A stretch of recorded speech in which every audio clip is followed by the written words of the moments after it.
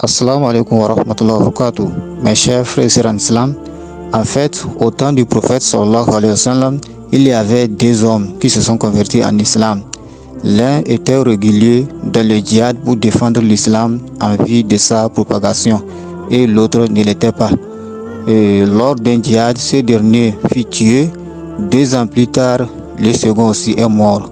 En effet, un jour, l'un des compagnons du prophète sallallahu alayhi wa sallam a fait un rêve qu'il a aperçu ces deux hommes qui s'est tenu debout devant la porte du paradis en attendant. Du coup, il voit un ange faire rentrer dans le paradis celui qui n'était pas régulier dans le djihad et ensuite celui qui faisait le djihad. Ce compagnon était très confus et choqué, puis il narra la scène au prophète sallallahu alayhi wa sallam. Comment se fait que celui qui était régulier dans le djihad est rentré dans le paradis en deuxième position?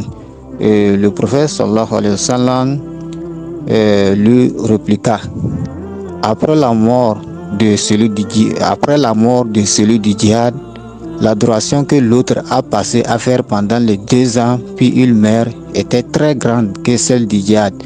Et le prophète sallallahu alayhi wa sallam ajouta: ce sont l'un des mérites de vivre longtemps dans l'obéissance d'Allah. C'est ainsi que Abu Safwan qu'Allah l'agrée relata que le prophète sallallahu alayhi wa sallam a dit: le meilleur des hommes est celui qui vit longtemps et fait des bonnes œuvres. Plus une personne vit longtemps dans l'obéissance d'Allah, plus elle se rapproche d'Allah. En effet, chaque bonne action qu'il accomplit en avançant de l'âge la reproche de son Seigneur, le Très-Haut.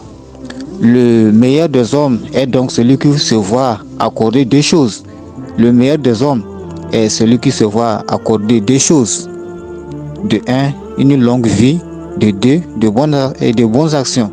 Ainsi, vivre longtemps n'est pas bénéfique et profitable que pour quelqu'un qui agit vertueusement en obéissant à Allah. En effet, vivre longtemps est parfois synonyme de mal et de préjudice pour la personne. Comme cela a été dit dans un autre hadith, on a demandé le prophète sallallahu alayhi wa sallam quel est le meilleur des hommes. Il a répondu: celui qui vit longtemps et agit vertueusement. Puis on lui a demandé: et quel est le pire des hommes?